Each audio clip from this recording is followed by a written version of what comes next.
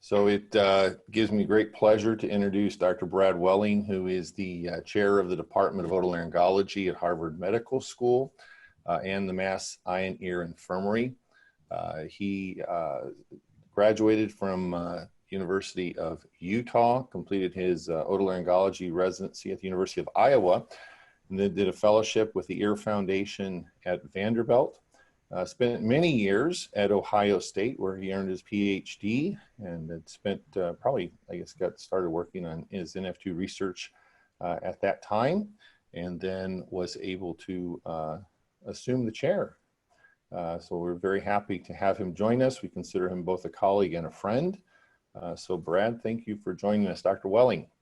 Thank you, sir. Thanks for organizing this, Dr. Slattery, and all you folks at the House Group. It's really nice to do this, and it's a new kind of silver lining to COVID to see how well we can interact with Zoom these days. It's quite remarkable, and I hope everybody's doing well. We've had 3 of our faculty that were infected and are on the road to recovery, and one husband who was intubated for a number of weeks. So we're glad to see the sunshine peeking out and things are starting to look better.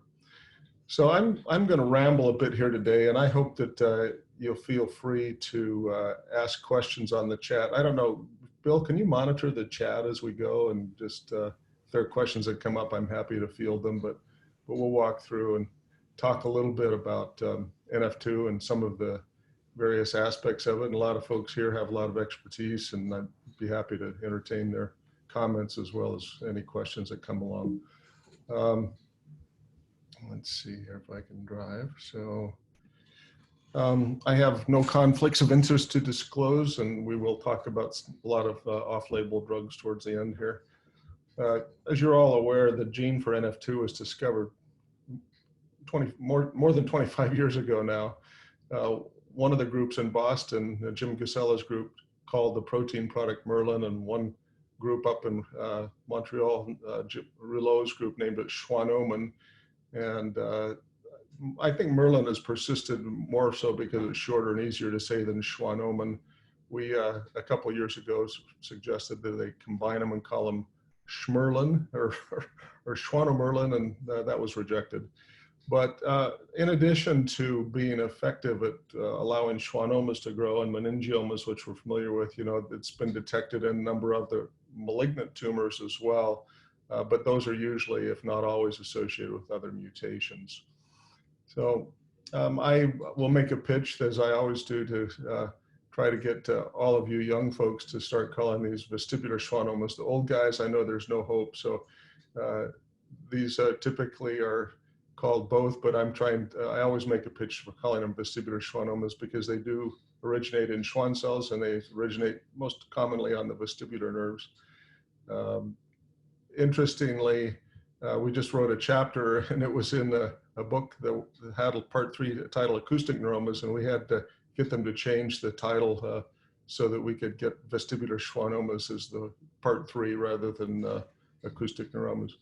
Now, there's a bigger challenge ahead of us here, actually, and that is that Gareth Evans has rightly pointed out that it's really not neurofibromatosis either. It's really a Merlin-Schwannoma predisposing syndrome, or maybe we call it MSPS, I'm not sure, but in fact, we don't see neurofibromas. If truly the pathologic diagnosis comes back on a tumor as a neurofibroma, then it probably excludes it from being NF2 related.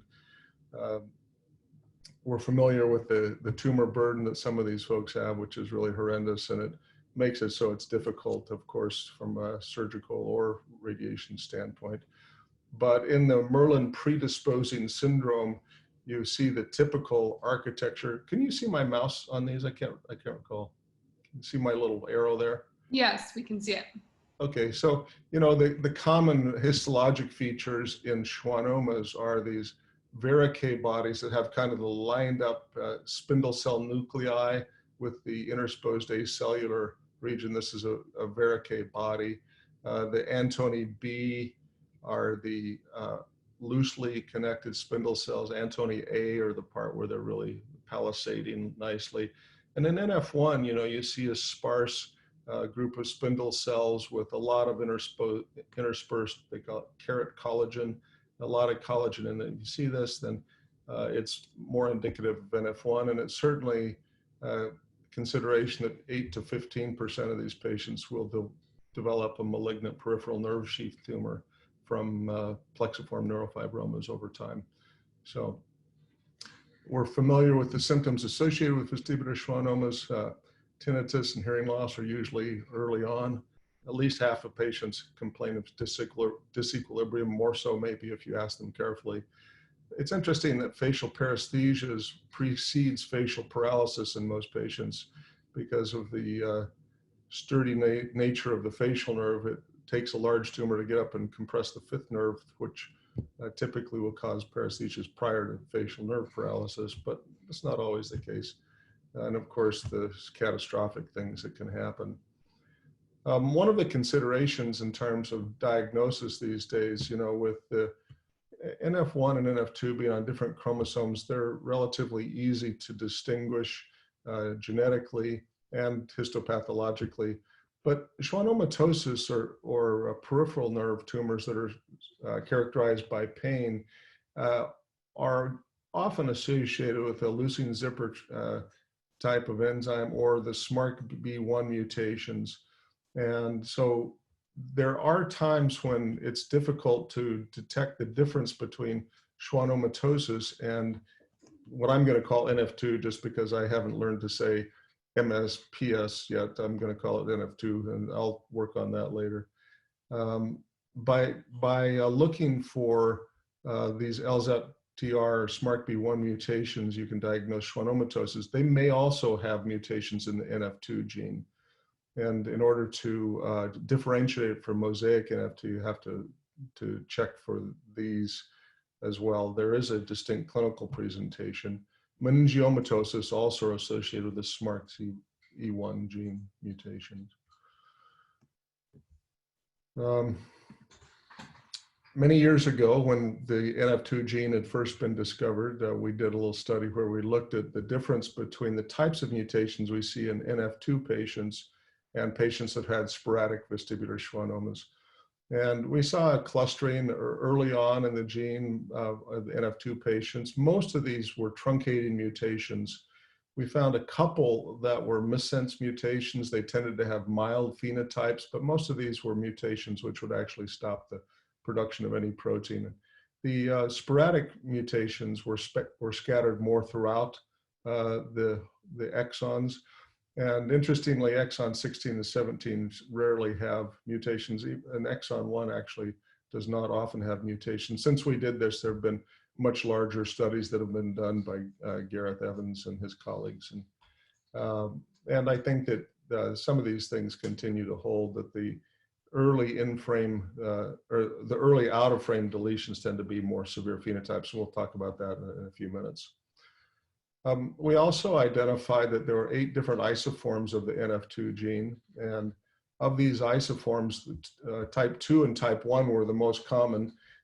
Type 2 is the one where exon 16 is included, and it actually turns out to be a little bit shorter than the type 1, where exon 16 is spliced out. This one's 595 amino acids, this is 590 amino acids.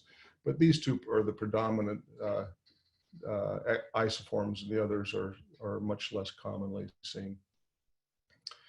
So we're familiar that when the protein product is formed, that the phosphorylated form of this Merlin protein is the inactive form.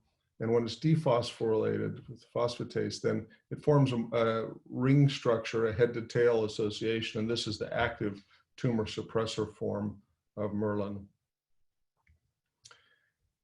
We also very early on tried to identify the promoter sequence in the gene, and this is kind of the setup we use. We hooked the promoter region of the NF2 gene to a luciferase cassette and looked upstream, and we found this highly GC-related region that seemed to be have positive promoter characteristics in a number of different cell lines that we tested. And when we mutated that GC-rich sequence, then the promoter was much less active. And at the time, it was more of an academic exercise to try to find what we thought was promoting the growth of the activity of the NF2 gene. But we were also at the time looking for mutations in that area, because early on, when we didn't have the kind of sequencing we have now, there were only about 60–70% of the patients we found mutations in.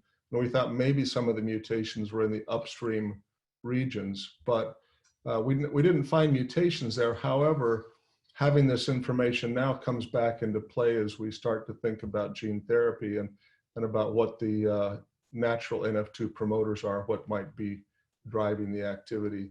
So we hope that that will be useful as we move towards gene trials. The incidence of meningiomas is quite high. Overall incidence is about of NF2 is about 1 in 25 to 33,000.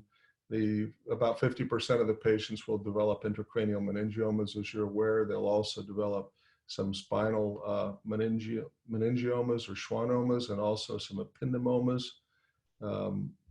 There's about a 38% 20-year survival from diagnosis. That may be lengthening a little bit.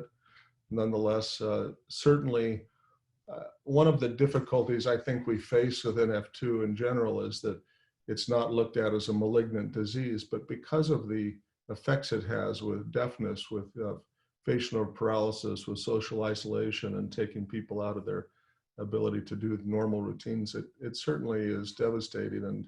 And I think that it makes it so we have to argue for the various treatment options which are coming down the pike. This is a young lady from Texas who had just a large tumor burden, and she'd had undergone both surgery and radiation and had failed those. And she's one of the examples I show of why we need something better than what we currently have to treat this disease process.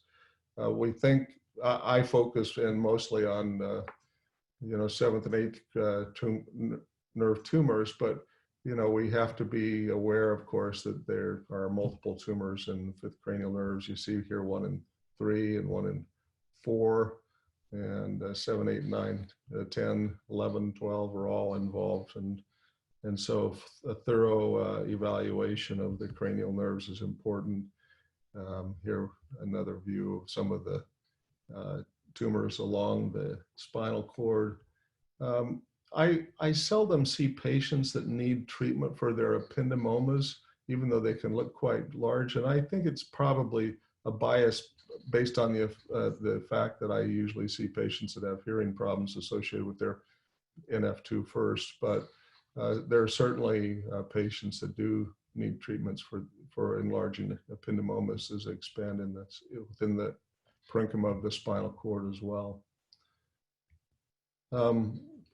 Another interesting finding, this is from Otolaryngology's study at NIH a couple of years ago, where they looked at the location of the tumor and talked about whether or not there was some kind of an aperture outlet block, like this small tumor that's right up next to the cochlea.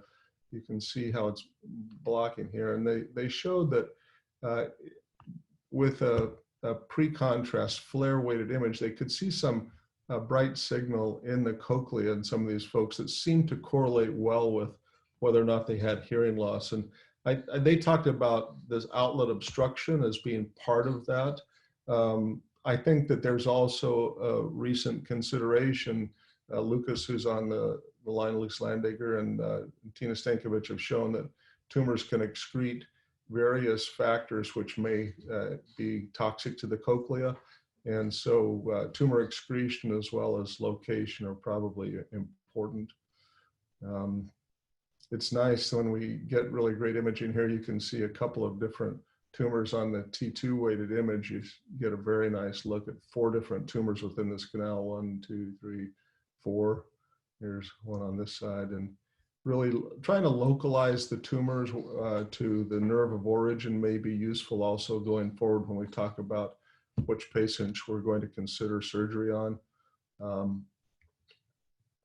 There are also certainly discrete schwannomas that form Within the cochlea, these are patients we tend to watch and see how they're doing over time. When patients have NF2 related schwannomas that extend from the internal auditory canal and invade the cochlea, you can see there are many reasons why their hearing will be adjusted with this. Not only do they have mechanical obstruction to the traveling wave, but they also have potential excretion of factors. And it's just impossible to try to do anything that would be surgically salvaging of the hearing in patients that have extensive disease like this.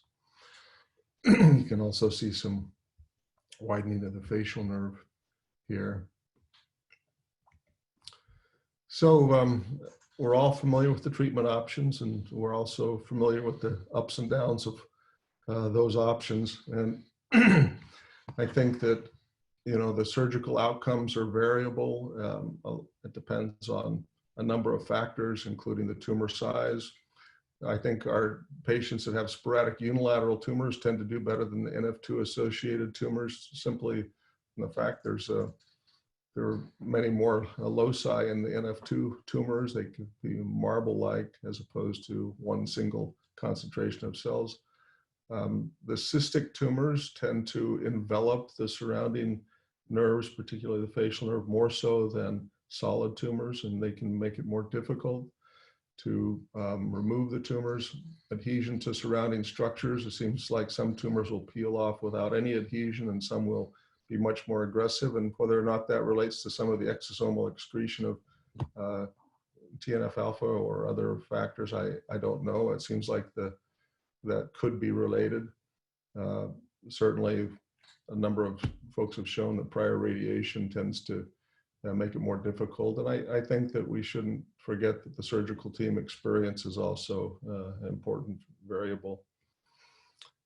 Our priorities are, I think, similar around the world. The first thing we want to do is preserve life. We don't want patients to get to the point where they get hydrocephalic and die because of their tumor compression of the brainstem.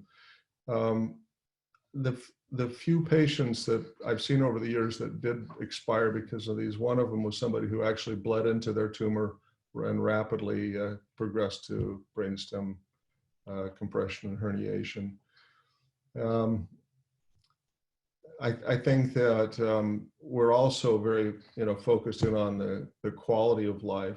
We try to do anything we can to preserve cranial nerve function, the central nervous system, facial nerve, hearing, equilibrium. All these other things factor in and are something that we try to measure as we go forward to see if our new treatments are making a difference. Biomarkers would be helpful. I don't know if Ian is on the line or not, but he and Tina have been working on identifying serum markers. We'd like to know which tumors are going to grow. As all of you know, there's just a huge discrepancy in the literature around which tumors are going to grow over time and which aren't. And being able to predict that would certainly affect what we tell patients. I think that proliferation indices are helpful, but you can't really get them until you've got the tumor out, so they're really not practically useful. I do think mutation analysis in NF2 is helpful. And when you know that somebody's got a truncating mutation that's likely to cause severe disease, it might make you be a little more aggressive in terms of treatment options rather than just observation, as opposed to somebody who has a missense mutation or a mutation in a non-critical area of the gene. And I'll pull up a chart on that in a minute here. As far as serum markers go, Ian and Tina have been working on proteases that are potential serum markers that are involved in cell proliferation and tumor formation.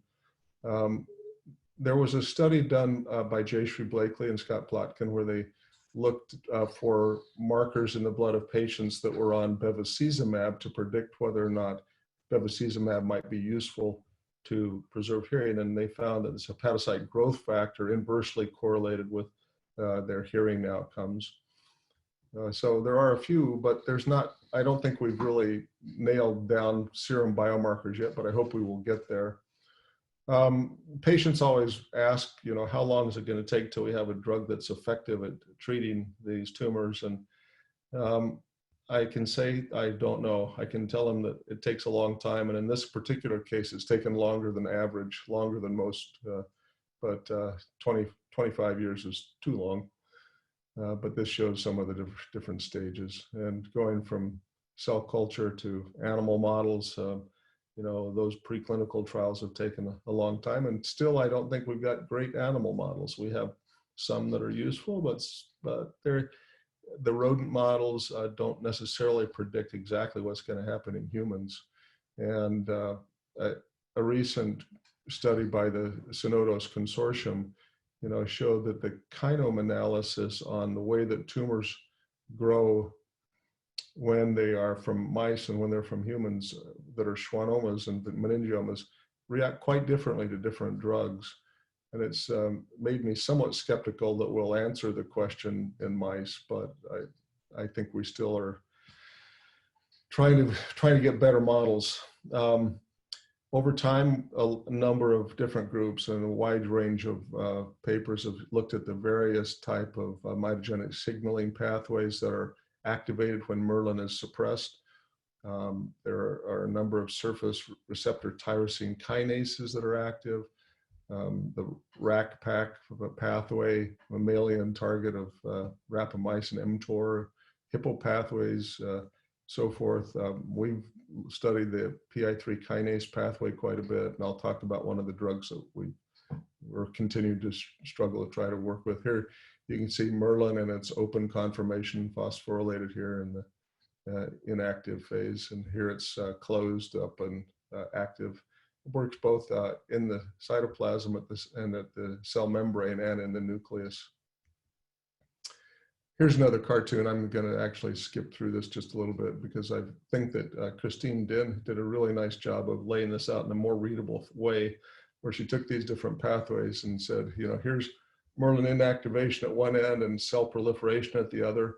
And here are a number of the different pathways that we think about. And so I'm going to talk about a couple of different studies in those areas that have been tried and where we are with them.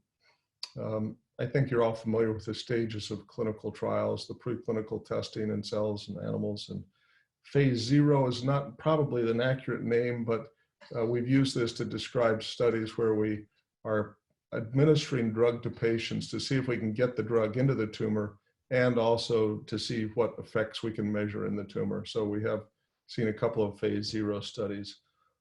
Phase 1 is the typical, is the drug safe? Is it tolerable? Phase 2, is the drug effective? Does it really do what we want it to do? Phase 3 is the final testing. It may take up to 1,000 patients, which is pretty tough in an NF2 population where it's a rare disease. And phase 4 is the post-approval study where you continue to monitor the effects of the drug.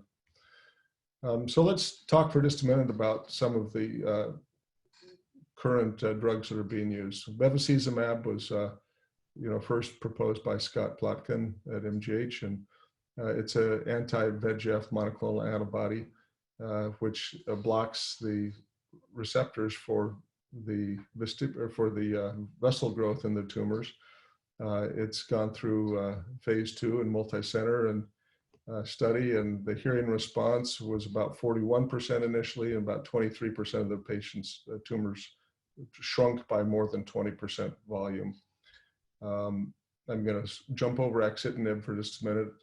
It's active, but not recruiting. I don't know too much about where that study is. So anybody on from NYU could comment on this one.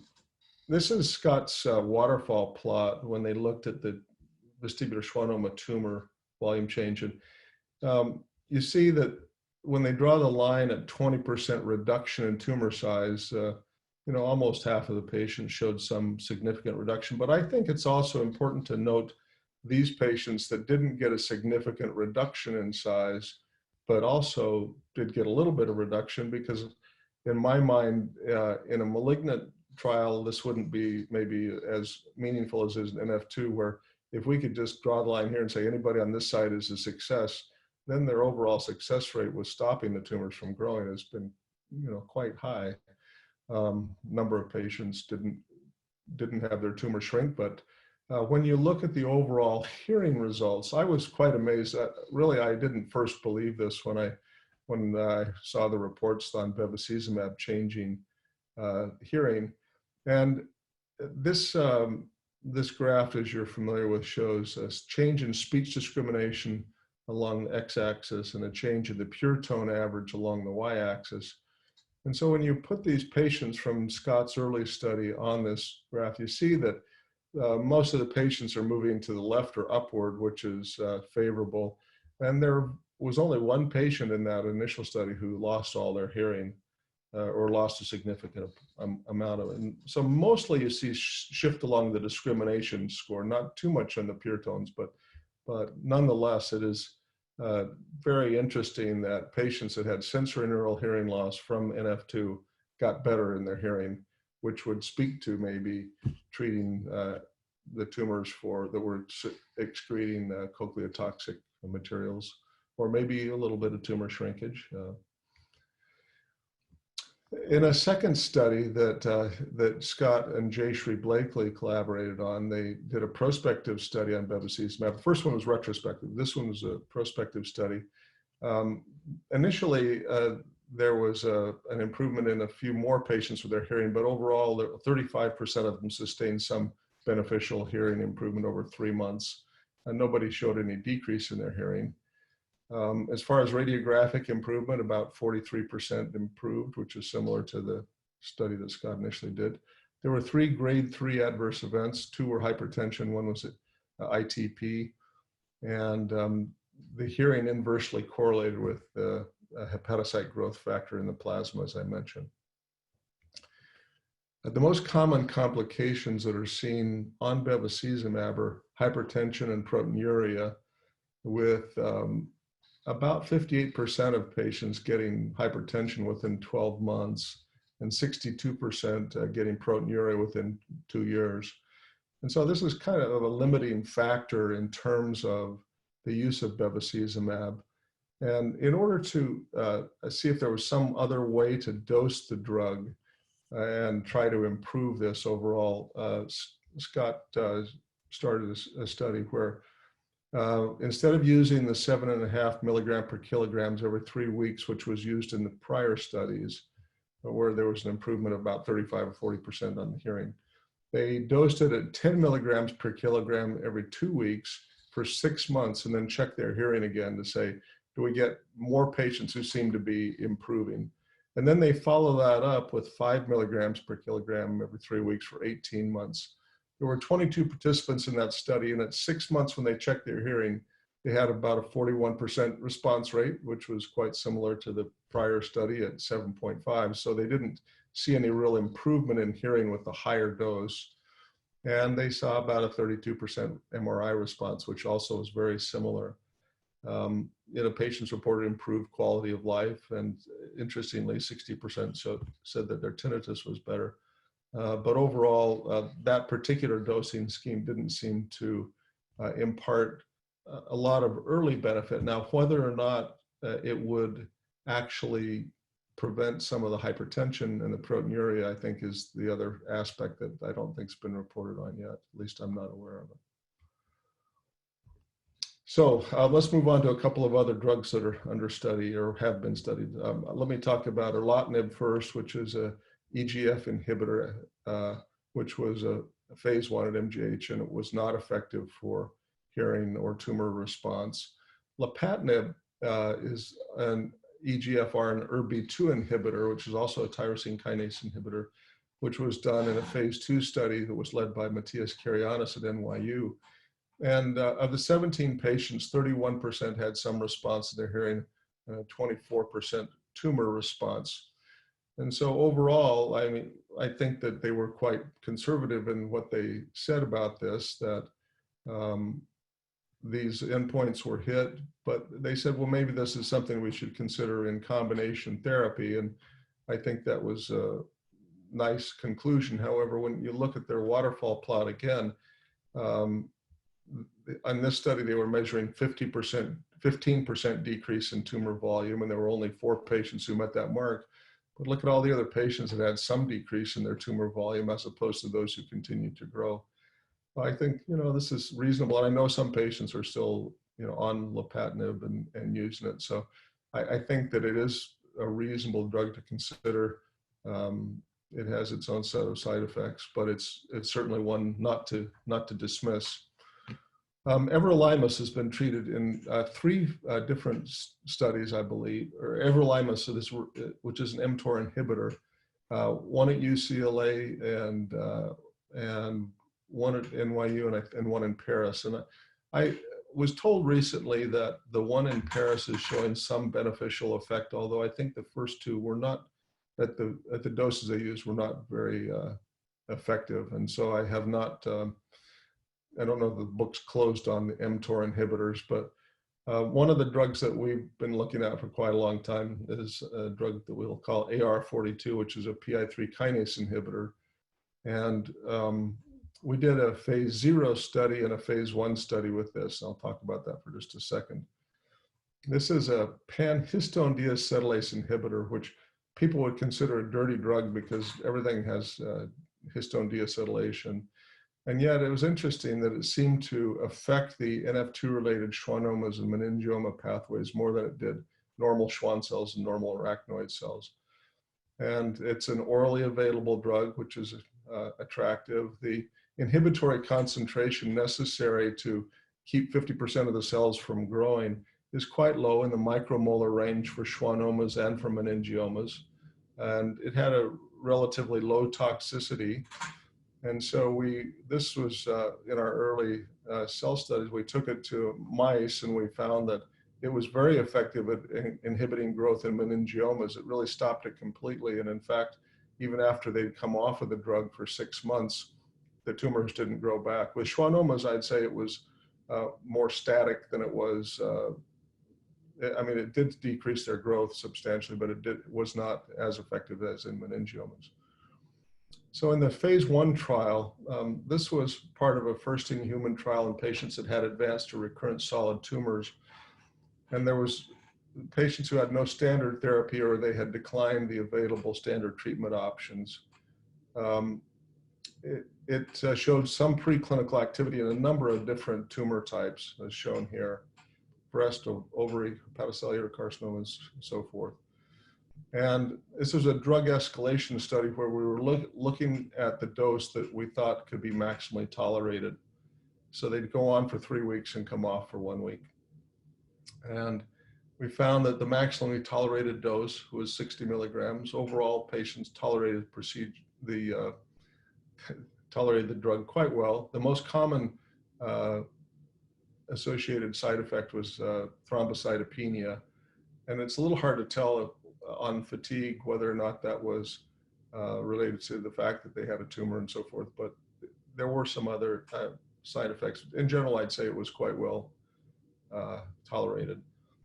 And it did show some preliminary anti-tumor activity, but mostly cytostatic in terms of schwannomas. It seemed to have more effect on meningiomas, but it's really hard to say. We had so few patients in the study. We just had 7 patients that were NF2 related patients that were in the study. We also did a phase 0 trial where we gave patients drug prior to surgery. And in the middle of all this, Arno went bankrupt, so we lost the ability to get drug, but we had 5 patients who were able to enroll. And we were able to show that, in fact, the intratumor concentration of AR2 was substantial, near that dose that would be necessary to cause the tumors to stop growing in vitro. And secondarily, we showed that it did suppress the AKT pathway, which was something we're interested to see. So we hope that this, because we haven't been able to get drug, we're going to publish these 2 little studies soon, I hope. And we will continue to work with another company who's picked up the rights to this compound and see if it might not get to a phase 2 at some point. I think that it's encouraging, but until we have a better clinical trial, I really can't say. So this just shows the difference in phosphorylated AKT on patients that got the AR42 treatment as opposed to the untreated, and some of the other downstream pathways that are affected. So AR42 is stable in the blood. It's concentrated in patients' vestibular schwannomas over the plasma concentrations. Likewise, it's concentrated in meningiomas over the plasma concentration, and it hits the target. So we're encouraged by that. The current study that's just about to get underway is a study of brigatinib, which is known as an anaplastic lymphoma kinase inhibitor. This is a drug that was picked up on a large screen of tissues through the Synodos consortium that the Children's Tumor Foundation sponsored. It's approved for use in ALK positive small cell lung carcinoma.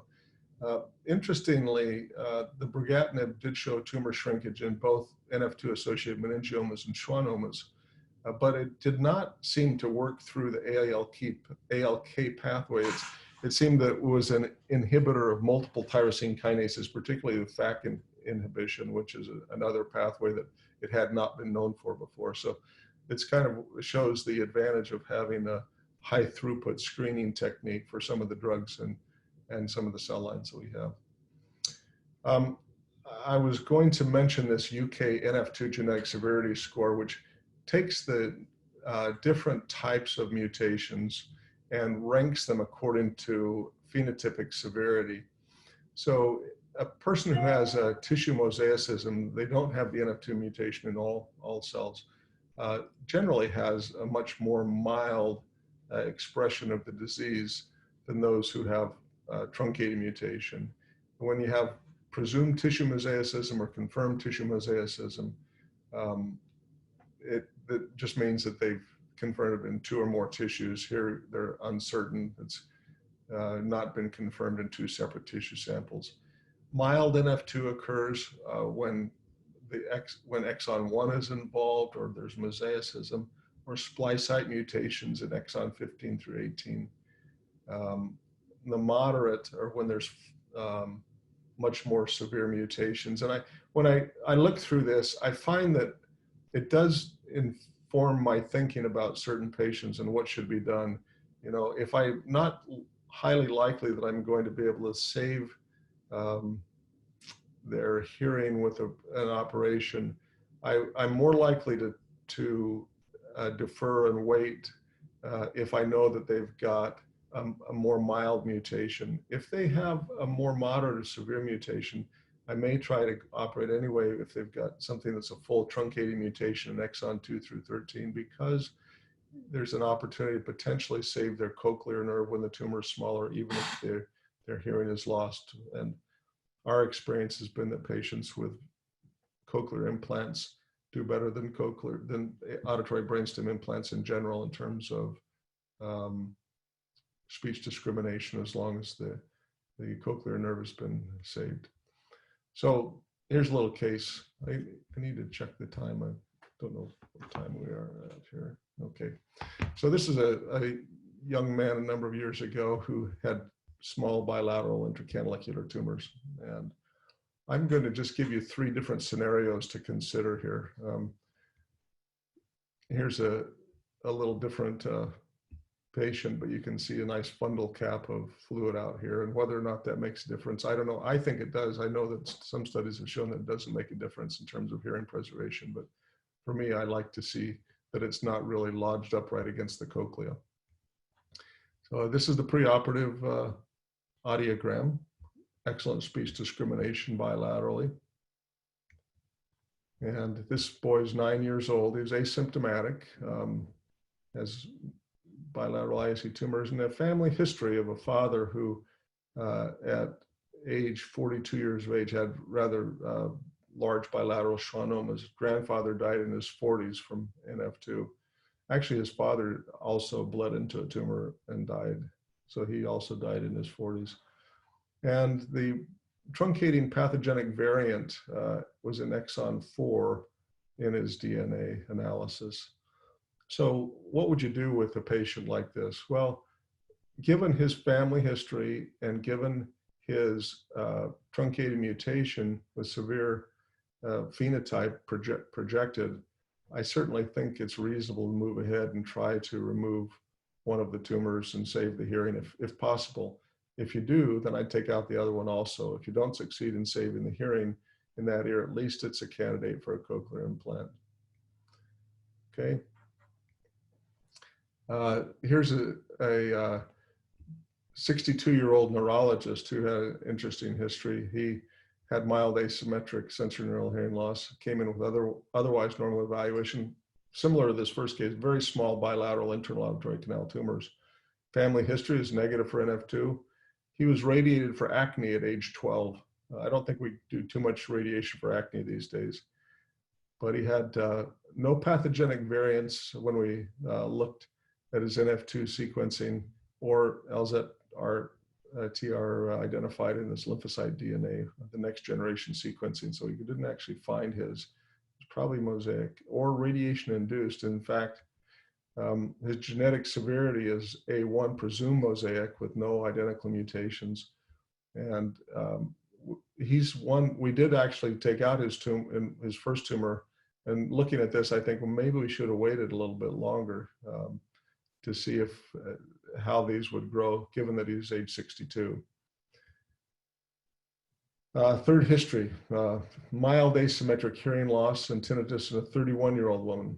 Normal evaluation, normal audiograms as before, small bilateral internal auditory canal tumors, negative family history, and a pathogenic variant in splice site 8, which is one of the intermediate scores, the mild NF2. What are you going to do with her? Well, given that genetic severity score, I don't know. I think this is one where it's more difficult to make a decision if you wait and watch, or whether you go ahead and try to take out a tumor and save their hearing. This is somebody who's probably interested in knowing, are we going to get to gene therapy soon? Are we getting any closer? So let me just touch on some of the things that are coming down the line. You know, I think the success that we've seen with retinitis pigmentosa, with retinal injections with an AAV2 vector from Luxturna are encouraging. I'm even more encouraged, I think, by the spinal muscular atrophy type 1 trial that was recently conducted, where they took a progressive monogenic motor neuron disease that's fatal by age 2 in most of the patients, or else they had to be ventilated. And they replaced the single gene encoding the SMN1 gene with an AAV vector. And 15 patients in the first cohort were alive and event-free at 20 months, which was quite remarkable given that the historical control survival 8% at that stage.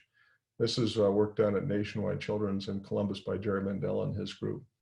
That has gone on, and they've been very successful at suppressing the SMN1 mutation. And I think that for all of the work we've done to try to get to small molecules that will inhibit NF2 associated tumors, I really think it's time to also be really working hard to get to gene therapy. And so in summary, I'd say that, you know, I think our basic science understanding is great now, but it still hasn't really produced a marked change in what we're able to do for these patients. I do think the genetic severity score should be used when we're designing clinical trials. And the high throughput screening to allow repurposing, I think, is encouraging. And maybe bevacizumab will be one that will be effective. But now I think we have to get back to the lab and figure it out for gene therapy. I know a couple of groups working on the mini pig knockout. I don't think we're there yet, but it's encouraging. We've a number of different groups working on the vector preparation.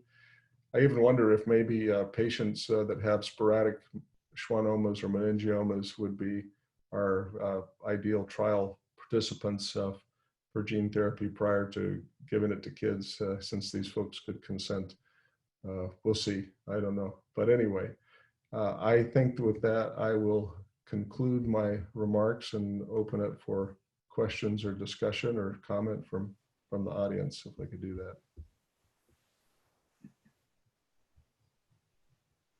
So, Ann, do you have control of the audio, or maybe there's chat coming in? Let's see. I don't see any chat. Okay. Let's see. I can't even see the chat at all here. I don't know. Maybe I need to unshare my screen. So, oh, I want to thank everybody before I leave too. All the different collaborators over the years.